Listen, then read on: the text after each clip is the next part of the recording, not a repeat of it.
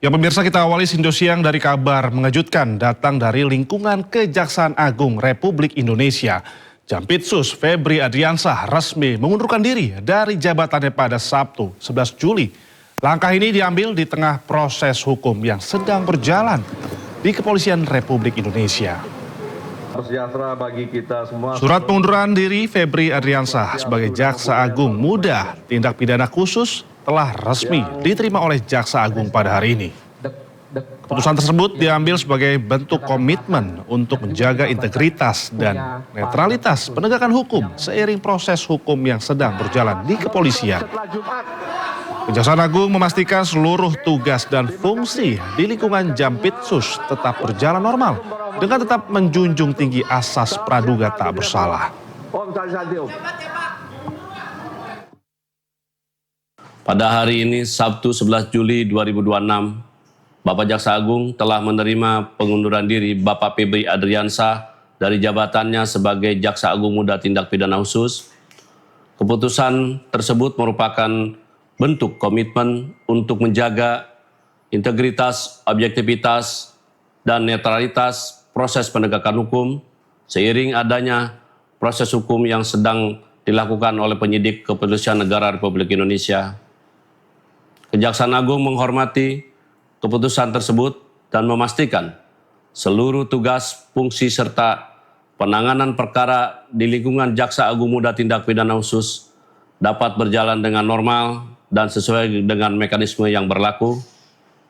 Kejaksaan Agung mengajak semua pihak untuk menghormati proses hukum yang sedang berjalan dan tetap menjunjung tinggi asas praduga tak bersalah.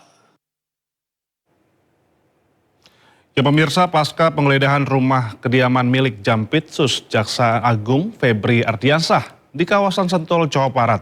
Salah satu rumah yang berada di Jalan Radio Dalam, Kebayoran Baru, Jakarta Selatan terlihat tampak sepi. Sejak pagi suasana rumah kediaman milik Jampitsus Febri Adriansah di Jalan Radio Dalam, Set 1, Kebayoran Baru, Jakarta Selatan terpantau sepi.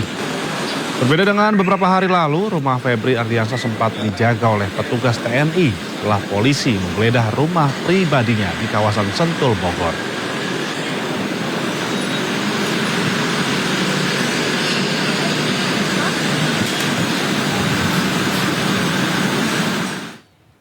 Sebelumnya pemirsa, Jampitsus Febri Adriansah akui rumah di Sentul yang digeledah Kortas Tipikor Polri adalah rumah pribadinya. Namun Febri membantah pemilik kafe di Cipete yang digeledah polisi. Dalam penggeledahan rumah di Sentul, polisi menemukan uang ratusan miliar rupiah dan emas 74 kg. Jampitsus Febri Adriansah menyebut seluruh uang dan emas tersebut adalah miliknya. Namun Jampitsus tidak merinci siapa pemilik uang yang dan emas tersebut. Tetapi ia meyakinkan bisa menjelaskan tentang uang dan emas tersebut. Namun Jampitsus Febri membantah kepemilikan kafe The Clan yang juga digeledah polisi. Jampitsus Febri Adriansah memastikan seluruh tugas termasuk penanganan perkara di Jaksa Agung tetap berjalan sesuai SOP. Yang kedua tentang rumah Sentul, ya, itu memang rumah pribadi Jampitsus yang sudah sejak lama. Itu bisa dilihat bagaimana proses kepemilikan sejak awal, ya. Dan mengenai uang tadi kan sudah saya jelaskan yang ditemukan bahwa itu ada pemilik, ya, bahwa itu ada kegiatan, ada orang-orang juga terima kegiatan, itu bisa juga ditanya, kemudian juga ada beberapa kegiatan bangunan yang bisa dicek. Semua kami yakin dapat dipertanggungjawabkan dengan benar, tetapi tentunya tidak melalui forum seperti ini, melalui forum acara mungkin yang sudah sesuai prosedur hukum. Ya pemirsa, untuk mengetahui informasi terkini sudah ada rekan kami Kea Dela Rosa di Polda Metro Jaya. Ya Kea, seperti apa perkembangan kasus pasca penggeledahan rumah Jampitsus beberapa hari lalu? Silakan Kea.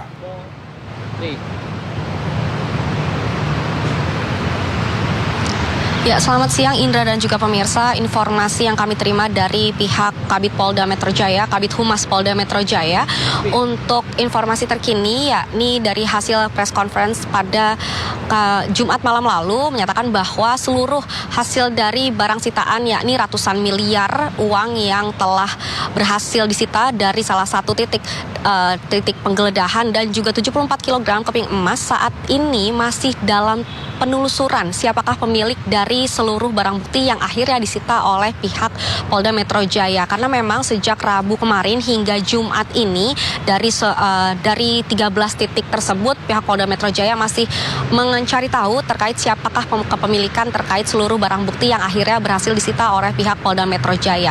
Namun untuk kondisi terkini di Polda Metro Jaya, hasil pantauan kami sejak pukul 6 pagi tadi hingga pukul 11 siang ini belum ada aktivitas yang begitu berarti, dan juga kami tidak melihat beberapa anggota kepolisian karena memang hari Sabtu Minggu mereka juga libur. Namun satu hal yang menarik perhatian saya, Indra dan juga pemirsa, pada saat saya masuk ke lingkungan Polda Metro Jaya ini, saya melihat banyak sekali anggota BRIMOB yang berjaga di sekeliling lingkungan Polda Metro Jaya ini, karena memang diketahui bahwa adanya anggota BRIMOB yang berjaga di Polda Metro Jaya ini merupakan respon dari adanya peristiwa pada Rabu malam kemarin, yakni pihak dari anggota TNI datang ke Polda Metro Jaya sehingga kurang lebih ada 400 BRIMOB yang berjaga di Polda Metro Jaya untuk mensterilisasi kawasan Polda Metro Jaya dan juga mengantisipasi beberapa kegiatan yang tidak diinginkan seperti itu. Namun untuk kondisi terkininya memang tidak ada kegiatan yang begitu berarti, dan juga tepat di belakang saya beberapa karangan bunga ini merupakan kiriman dari warga ataupun dari masyarakat yang memberikan support kepada pihak Polda Metro Jaya terkait berusahanya Polda Metro Jaya bersama dengan Polri untuk mengungkap dugaan kasus korupsi besar, yakni pengadaan batubara di PT PLN dan juga dugaan tindak pidana pencucian uang di dua perusahaan berbeda. Memang sampai saat ini pun pihak Polda Metro Jaya masih terus menelusuri terkait siapa-siapa saja tersangka yang akhirnya nanti dicetuskan oleh pihak Polda Metro Jaya. Namun sampai saat ini kami masih menunggu informasi yang nantinya disampaikan Polda Metro Jaya ketika mereka akhirnya menemukan titik terang terkait kasus ini. Sementara itu Indra, kembali ke studio. Baik Kea, terima kasih melaporkan langsung dari kawasan Polda Metro Jaya. Selamat bertugas kembali Kea. Ya pemirsa, dalam kasus dugaan tindak pidana pencucian uang, polisi memamerkan barang bukti hasil penggeledahan di 13 titik. 15 saksi telah diperiksa polisi dalam kasus ini. Sebanyak 74 kg emas batangan, tumpukan uang ratusan miliar dalam pecahan rupiah, dolar Amerika Serikat, dan dolar Singapura merupakan barang bukti hasil penggeledahan polisi di 13 lokasi. Emas seberat 74 kg disita dari rumah Jampitsus Febri Ardiansah di kawasan Sentul Bogor. Selain tumpukan batangan emas, tampak dipajang belasan kotak kontainer berisi berbagai barang bukti termasuk 2 layar komputer. Dalam kasus dugaan pencucian uang ini, polisi sudah memeriksa 15 saksi, namun belum menetapkan tersangka. Dalam proses penyidikan yang dilakukan, beberapa langkah sudah dilakukan terkait tentang pemeriksaan saksi-saksi, penggeledahan, penyitaan barang bukti, serta melakukan pendalaman dokumen, transaksi keuangan, dan barang bukti elektronik. Pada kesempatan ini, sudah dilakukan penggeledahan sebanyak 12 TKP, di mana dengan hasil kami sampaikan. Yang pertama, lokasi kediaman rumah Parahyangan Golf nomor 2 Babakan Madang, Bogor, Kabupaten. Dengan hasil 74 kg emas batangan yang seperti rekan-rekan lihat di depan, 4.767.300 US dollar, 14.083.800 Singapura dolar, serta 100 juta rupiah dan barang bukti 2 bingkai foto keluarga. Barang bukti pada TKP TKP lokasi penggeledahan koin money changer dengan uang rupiah 4.462.365.000 rupiah, 84.356 United States dollar ataupun USD, 17.595 real Saudi, 83.394 Singapura dolar, 33.100 baht Thailand, 4.020 falas Turki, 1.223 yuan, 152.000 yen, 212 ringgit, 1.600 rupiah, 640 dolar ataupun Arab, 61.000 won Korea Selatan, 40 pound sterling, 10 Brunei dolar, 150 Vietnam dolar, 100 New Zealand dolar. Termasuk dari lokasi yang dilaksanakan penggeledahan, yaitu lokasi Cafe The Clan di wilayah Cipete, 3.130.000 Singapura dolar, 889.965 USD, serta uang rupiah sebanyak 259.159.000 rupiah. Dan salah satu di TKP lagi, rumah di daerah Cilandak, Jakarta Selatan, ditemukan 520 juta rupiah dan 133.000 US dollar. Dari hasil yang ditemukan termasuk. Ya pemirsa, menanggapi hal tersebut, Jampitsus Febri Ardiansyah membenarkan rumah mewah di kawasan Sentul, Bogor, Jawa Barat yang digeledah polisi merupakan rumah pribadi miliknya. Namun Febri tak menjelaskan secara gamblang soal uang miliaran dan emas 74 kg yang ditemukan di berangkas dalam tembok rumah. Untuk pertama kalinya, Jampitsus Febri Ardiansyah buka suara usai namanya santer disebut terkait serangan. Maksud kami serangkaian penggeledahan oleh kepolisian. Dalam keterangannya kepada awak media, Febri menyatakan Kejaksaan Agung menghormati proses hukum kepolisian. Namun Febri memastikan seluruh penyelidikan perkara yang saat ini tengah ditangani Kejagung tetap berlanjut. Termasuk dugaan korupsi tata kelola MBG, pertambangan, dan juga transfer pricing. Baik yang sudah terbuka ke publik maupun yang tertutup. Mengaitkan Bapak terkait dengan Yang kedua tentang rumah Sentul, ya, itu memang rumah pribadi Jampitsus yang sudah sejak lama. Itu bisa dilihat bagaimana proses kepemilikan sejak awal, ya. Dan mengenai uang tadi kan sudah saya jelaskan yang ditemukan, bahwa itu ada pemilik, ya, bahwa itu ada kegiatan, ada orang-orang juga terima kegiatan, itu bisa juga ditanya, kemudian juga ada beberapa kegiatan bangunan yang bisa dicek. Semua kami yakin dapat dipertanggungjawabkan dengan benar, tetapi tentunya tidak melalui Ya pemirsa, kami akan coba rinci kembali terkait barang bukti sejumlah uang yang sudah digeledah Barreskrim Polri. Yang pertama di Cafe The Clan Signature, pemirsa, ditemukan sebanyak 3.130.000 dolar Singapura, setara kurang lebih 37,71 miliar rupiah. Kemudian sebesar 889.965 US dollar, setara kurang lebih 16,09 miliar rupiah. Dan ditemukan juga uang rupiah senilai 259,16 juta rupiah. Total semuanya diperkirakan mencapai 67 miliar rupiah.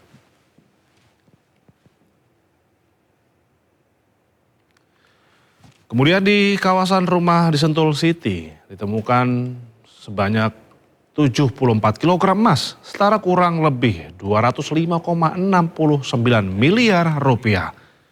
Lalu 14.083.400 dolar Singapura juga ditemukan dan 4.767.300 dolar Amerika Ada juga uang senilai 100 juta rupiah. Dengan total semuanya menjadi kurang lebih 476 miliar rupiah.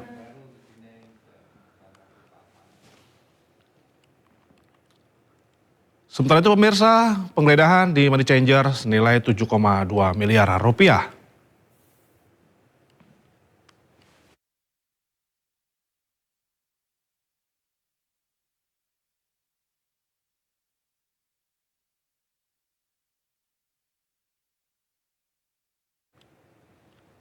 Ya pemirsa, emas berat 74 kg yang ada di rumah Jampitsus Febri Adriansah lebih berat dari emas yang ada di Puncak Tugu Monas. Total nilai emas di rumah Febri mencapai 196,1 miliar rupiah.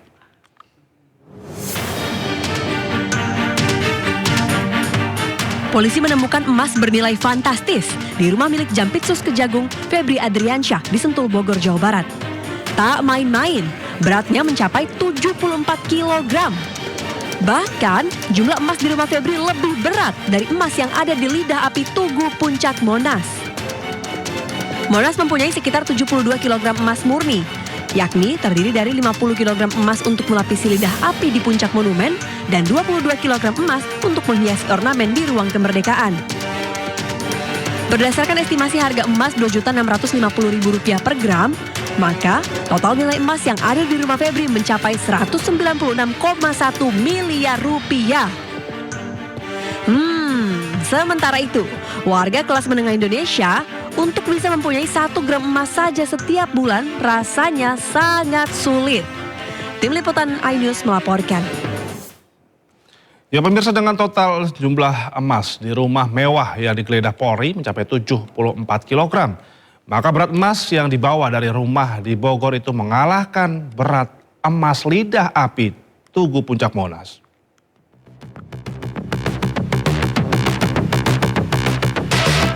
Gambar sisi sebelah kiri merupakan sitaan puluhan kilogram emas yang didapat di rumah mewah kawasan Sentul, Bogor.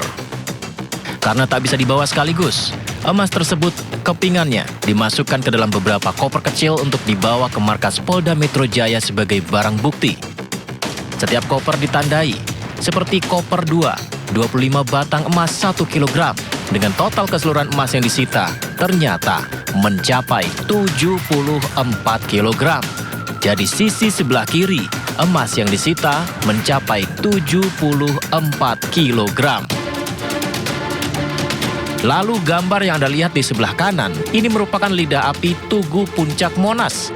Secara keseluruhan, Monas memiliki 72 kg emas murni. Sekitar 50 kg untuk melapisi lidah api puncak monumen, sedangkan 22 kg lainnya menghiasi ornamen di ruang kemerdekaan. Sehingga jika benar dari informasi yang beredar, maka emas sitaan sisi sebelah kiri 74 kg lebih berat dari sisi sebelah kanan emas 72 kg lidah api Tugu Puncak Monas. Bedanya, yang satu tersimpan rapi di rumah pribadi, yang satu dijaga dengan penuh kehormatan di Tugu Perjuangan Rakyat Monumen Nasional Jakarta. Ya pemirsa, surat pengunduran diri dari Febri Adriansah sebagai Jaksa Agung Muda Tindak Pidana Khusus telah resmi diterima oleh Jaksa Agung pada hari ini.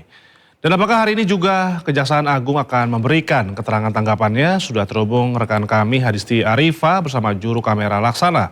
Melaporkan langsung dari Kejaksaan Agung Jakarta Selatan. Silakan Disti, laporan Anda.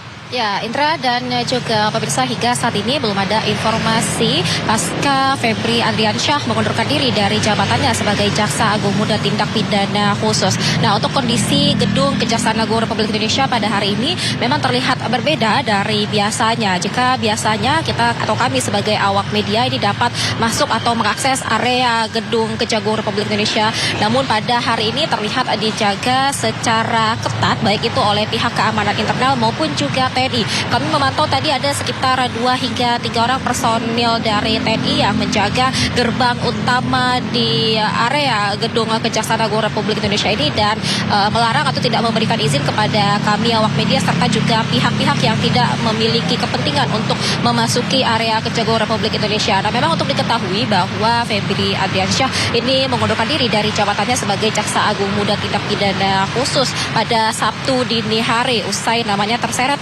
dalam penyelidikan oleh Polri ataupun oleh pihak Polda Metro Jaya yang mana juga sebelumnya dilakukan penggeledahan di sejumlah titik, salah satunya di kawasan Sentul Bogor, Jawa Barat. Nah, kemarin Febri Adriansyah ini juga buka suara terkait penggeledahan tersebut dan membenarkan bahwa kawasan yang digeledah di Sentul Bogor, Jawa Barat ini merupakan kediaman pribadinya, namun tidak merinci hasil temuan berupa uang tunai dan juga emas seberat 74 kg ini atas kepemilikan siapa. Dan untuk diketahui juga memang proses penyidikan ini dilakukan oleh Polri ataupun Polda Metro Jaya ini terkait dugaan korupsi dan juga tindak pidana pencucian uang di sejumlah perusahaan besar ya. Kemudian juga tentunya menyeret nama Febri Adriansyah. Namun hingga saat ini belum ada tersangka ataupun juga status dari Febri Adriansyah. Namun dipastikan ataupun pihak Kejagung ini menekankan bahwa pengunduran diri Febri Adriansyah ini memang bertujuan sebagai bentuk komitmen menjaga integritas, objektivitas serta juga netralitas dari proses hukum yang tengah berjalan. Dan hingga saat ini belum ada informasi nih terkait siapa nanti yang akan menggantikan jabatan ataupun juga menggantikan Febri Adriansyah sebagai Jaksa Agung Muda Tindak Pidana Khusus di Kejaksaan Agung Republik Indonesia. Demikian, Indra. Baik, rekan Hadisti Arifah menyampaikan langsung dari Kejagung RI. Terima kasih dan selamat bertugas kembali, Hadisti. Ya pemirsa, Menteri Sekretaris Negara Prasetyo Hadi tegaskan istana menghormati proses hukum yang berjalan terkait penggeledahan 13 lokasi yang dilakukan Kortas Tipikor Polri. Namun ia juga jelaskan bahwa pemerintah menjunjung tinggi asas praduga tak bersalah.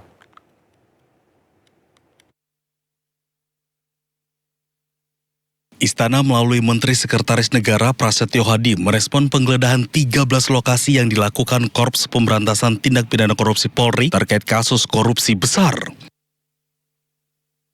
Dalam keterangan pers hari Jumat, Mensesnek tegaskan Presiden Prabowo Subianto memiliki komitmen yang sangat kuat dalam pemberantasan korupsi. Prasetyo Hadi juga katakan bahwa pemerintah menghormati setiap proses hukum yang sedang dilaksanakan oleh aparat penegak hukum, dalam hal ini kepolisian.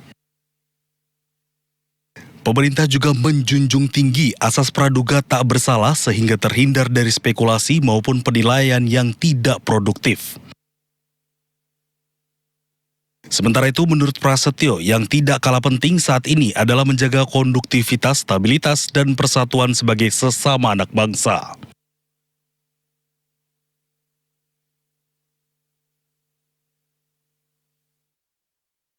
Presiden Prabowo Subianto sentil pejabat Polri hingga Kejaksaan dalam acara peresmian bendungan Meninting di kawasan Lombok Barat, NTB pada hari Jumat. Terima kasih. Prabowo Subianto mengingatkan agar pejabat negara harus bekerja untuk kepentingan masyarakat. Selain itu, ia juga meminta para pejabat harus sadar bahwa jabatan yang mereka emban merupakan amanah dari rakyat. Bendungan Sidan, Provinsi Bali. Pejabat-pejabat militer dan polisi introspeksi. Saudara adalah milik rakyat.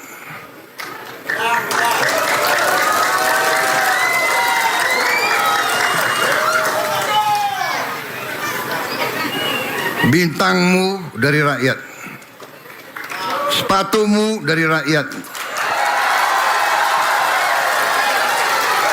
topimu dari rakyat. Jangan pernah lupa itu.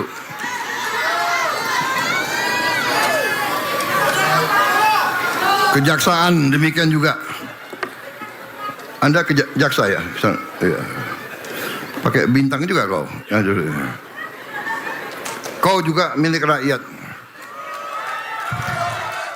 Ya pemirsa, untuk membahas lebih lanjut terkait dengan kasus dugaan korupsi yang melibatkan Jampitsus telah bergabung bersama kami di studio Sudirman Said selaku praktisi kepemimpinan Rektor Universitas Harkat Negeri. Selamat siang Pak Sudirman. Selamat siang Mas Indra.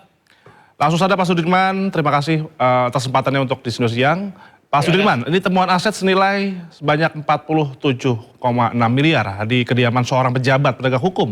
Jadi sorotan publik saat ini nih Pak. Bagaimana Anda melihat kasus ini dalam konteks kondisi penegakan hukum kita secara umum, Pak Sudirman? Ya, dari segi penegakan hukum kita mesti menghormati asas praduga tak bersalah. Tidak bisa menimbulkan apapun sampai proses penyidikan, penyelidikan, dan pengadilan selesai. Baru kita bisa menunjuk siapa salah, siapa yang terlibat. Tapi dari sisi praktek kepemimpinan pemerintahan, ini sesuatu yang saya sebut sebagai krisis tata kelola. Krisis tata kelola itu maknanya tidak saja soal aturan atau hukum, tapi juga soal kepemimpinan, soal nilai-nilai, soal karakter, sampai pada praktek-praktek manajemen. Nah, kenapa ada uang sebesar itu muncul di tempat yang ditengarai milik seorang pejabat kejaksaan? Itu kan menjadi tanda tanya publik, karena sudah jelas dari segi penghasilan tidak mungkin sebanyak itu, dari segi kemampuan bisnis juga, namanya pejabat pasti sibuk, juga tidak mungkin mengumpulkan sebanyak itu. Tapi yang lebih kentara lagi adalah bila itu uang dari bisnis yang legal, tidak mungkin disimpan dalam bentuk uang-uang cash maupun logam mulia yang ketika digerebek ternyata atau buka kemudian muncul itu semua. Jadi ini adalah tanda bahwa ada hal yang tidak beres dari sisi praktek governance kita, praktek tata kelola kita, termasuk di dalamnya praktek-praktek yang dikerjakan oleh para penegak hukum. Yang juga menarik adalah proses ini kan seperti beruntun ya. Dulu tahun lalu kita ingat ada pimpinan KPK yang tersangka, kemudian ditetapkan tersangka oleh polisi, dan sampai hari ini tidak ada tindak lanjut. Tidak lama kemudian, kira-kira bulan Juli atau bulan Juni tahun ini, itu ada perwira polisi yang ditangkap oleh jaksa, kemudian sekarang sedang diproses lah. Nah sekarang ditengarai ada pejabat tinggi kejaksaan yang dianggap atau dicurigai terlibat dalam kasus-kasus korupsi ini. Suasana yang sangat memprihatinkan, karena yang seharusnya mereka adalah andalan atau sandaran utama dari publik untuk memperoleh keadilan, tapi ternyata di antara mereka saling menyimpan masalah dan sekarang saling membuka aib. Sesuatu yang menurut saya sangat memprihatinkan rakyat yang memang hidupnya sudah sulit, tapi kemudian ternyata para pejabatnya bergelimang dengan uang-uang yang tidak jelas seperti itu. Baik Pak Dirman, mungkin banyak asumsi muncul terkait penggeledahan. Dari kacamata tata kelola, ini pemerintahan bagaimana kita seharusnya membedah kasus seperti ini agar bisa dilihat secara objektif? Sebetulnya secara regulasi kan sudah ditetapkan ya, jadi para pejabat tuh harus wajib hukumnya menyampaikan laporan harta kekayaannya ke KPK. Itu yang dalam waktu-waktu belakangan ini memang ketaatannya menurun ya, itu satu. Yang kedua, memang ada aturan-aturan bagaimana para pejabat tinggi itu tidak terlibat dalam konflik kepentingan. Nah, dalam kasus-kasus yang sedang dibicarakan, kentara sekali bagaimana campur aduknya antara eksekutif, legislatif, yudikatif itu menjadi sesuatu yang tidak lagi jelas gitu. Bahkan saya boleh mengatakan semua ini kan tidak mungkin terjadi semalam nih, ratusan miliar seperti itu. Kemudian tahun lalu kita ada kasus Zarof menyimpan 1 triliun, itu kan sesuatu yang merupakan akumulasi dari cara-cara mengurus hukum seperti ini, seperti itu. Mungkin apakah temuan ratusan miliar ini merupakan indikasi ada celah dalam sistem pengawas internal lembaga penegak hukum tersebut, Pak Dirman? Sudah pasti, dan dimulainya dari hulu. Hulunya adalah tidak adanya check and balance dalam pemerintahan sekarang ini. Legislatifnya tidak berfungsi, lembaga pengawasnya dilemahkan, bahkan KPK yang dulu menjadi andalan utama dari penanggulangan korupsi sudah lama dilumpuhkan. Jadi ini adalah perilaku yang muncul dan sekarang merata di mana-mana, di semua level, di semua lapisan. Itu karena makin berani, makin percaya diri bahwa segala sesuatu bisa dikontrol. Dan ini adalah satu refleksi bahwa betapa kuatnya kekuasaan eksekutif sehingga fungsi-fungsi pengimbang menjadi lemah, dan akibatnya praktek semacam ini subur di mana-mana. Seperti itu. Baik, ini berarti tantangan ya berarti untuk menjaga integritas tengah di budaya kerja yang kompleks ini ya, tantangan daripada seperti itu ya, maksudnya Kejagung seperti dan lain-lain seperti itu, Pak? Betul, dan kalau diperlebar, ini barusan kan kita menayangkan pidatonya Presiden di Lombok ya. Presiden mengingatkan supaya mawas diri. Saya kira itu tepat sekali. Bahkan itu berlaku bagi seluruh lapisan, dari mulai paling tinggi sampai paling bawah. Bahwa pejabat tinggi, pengurus negara itu hidupnya diurus oleh rakyat. Semua bintangnya, topinya, gajinya, kehidupan keluarganya itu dibiayai dengan uang rakyat. Bahkan ketika APBN kurang harus berutang supaya bisa mencukupi kebutuhan mereka. Artinya mawas diri itu berlaku bagi seluruh lapisan. Dan kalau itu dilakukan, itulah cara untuk meluruskan kembali praktek-praktek yang menyimpang dari penyelenggaraan negara ini. Baik Pak Dirman, ini pemberantasan korupsi kan memang seringkali menghadapi tantangan teknis ya, dan politis pastinya. Menurut pandangan Anda ini variabel apa yang paling menentukan agar penanganan kasus korupsi dapat berjalan transparan dan juga efektif, Pak Dirman? Kalau teknis rasanya kita punya segala instrumen. Mau beli alat sadap semahal apapun kita mampu. Mau meng-hire orang paling ahli sekalipun kita bisa. Yang paling berat memang adalah kendala politis. Artinya apa?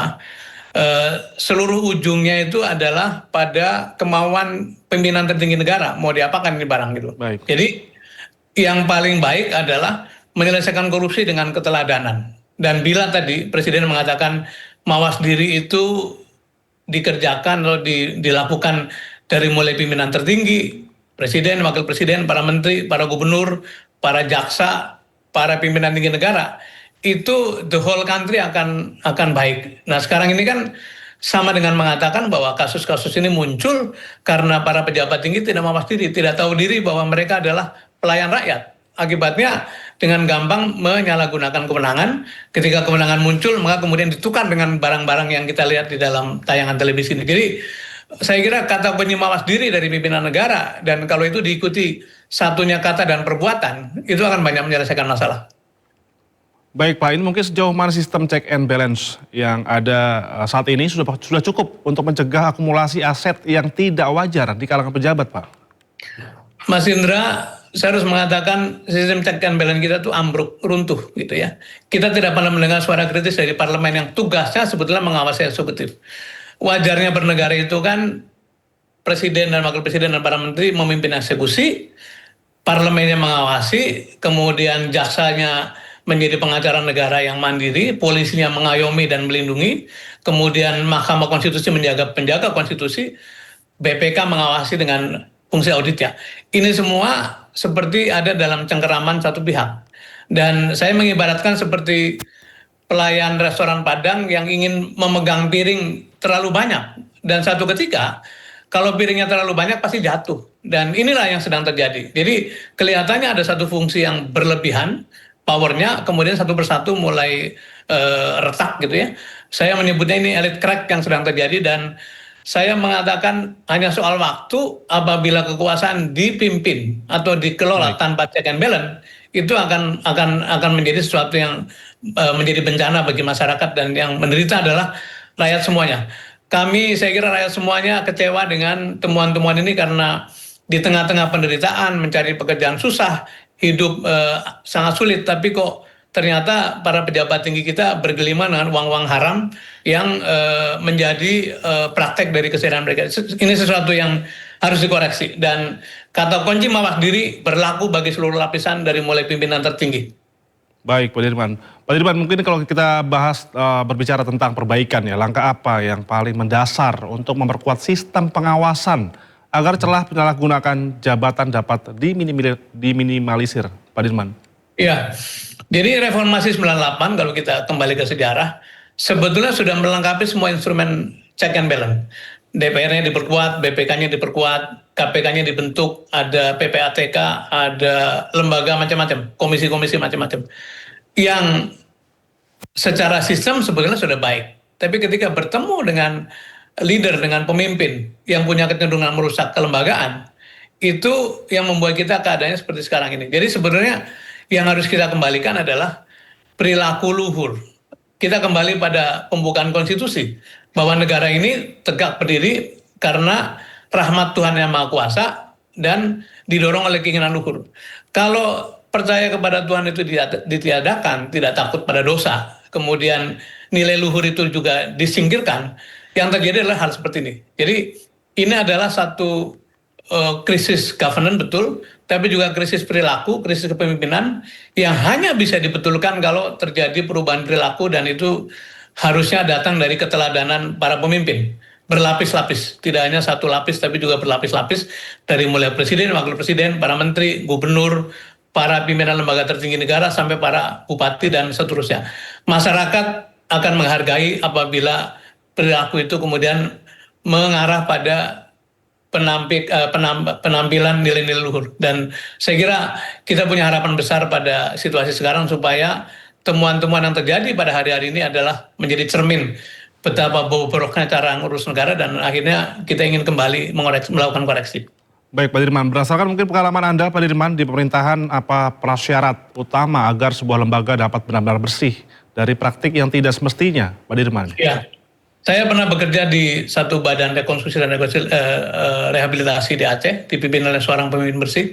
Saya pernah memimpin BUMN, PT Pindad, saya pernah bekerja di Pertamina, saya pernah menjadi menteri. Dan pengalaman saya menyimpulkan bahwa sesungguhnya organisasi itu seperti gerbong kereta. Bila lokomotifnya baik, sehat, lempeng, seluruh gerbong akan ikut. Gitu. Jadi betapa penting peran kepemimpinan sebagai teladan itu untuk melakukan koreksi-koreksi pada keadaan. Begitu pemimpinnya benar, dalam waktu cepat itu akan terjadi koreksi-koreksi. Jadi dengan demikian, kita ini boleh punya satu asumsi bahwa bila praktek-praktek seperti ini terus berlangsung, itu artinya ada yang salah dengan perilaku kepemimpinan pada level-level yang atas. Dan itu menjadi harapan kita bahwa seruan Presiden kemarin untuk mawas diri itu juga berlaku bagi lingkungannya, berlaku bagi orang sekelilingnya, supaya tidak ada lagi praktek semacam ini. Karena saya yakin masyarakat kita itu masyarakat yang paternalistik, yang melihat ke atas. Begitu atasnya benar, yang bawahnya akan ikut. Itu sesuatu yang saya jamin akan terjadi. Kenapa? Karena pengalaman saya mengatakan demikian. Begitu kita bereskan di atas, yang bawahnya ikut serta menjadi beres. Gitu.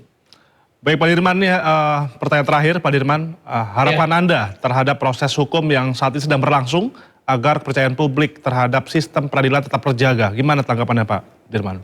Saya ingin kembali pada perumpamaan pelayan restoran Padang. Ini piring sudah jatuh gitu ya. Jadi kesempatan untuk berbersih, berbenah gitu ya. Dan jangan mengulangi kesalahan seperti itu. Karena itu saya berharap bahwa pimpinan tertinggi negara menggunakan momentum ini untuk betul-betul berbenah, membenahi keadaan, menata bagaimana aparat hukum bekerja, kemudian juga mengembalikan demokrasi pada asasnya. Perlu ada check and balance, perlu ada keseimbangan, perlu ada koreksi, perlu ada suara-suara alternatif agar supaya para pemangku kepentingan di kekuasaan itu, para pengurus negara, tidak kemudian masuk dalam wilayah nyaman, akhirnya melakukan perbuatan semaunya. Dan saya harapkan, saya punya harapan, rakyat punya harapan bahwa peristiwa ini menjadi cermin yang sangat penting bagi perbaikan tata cara pengelolaan negara gitu. Baik, terima kasih Pak Sudirman Said selaku praktisi kepemimpinan Rektor Universitas Harkat Negeri yang sudah bergabung di Sindosia pada hari. Terima kasih Pak, salam sehat selalu. Terima kasih Mas Indra, sehat-sehat, terima kasih.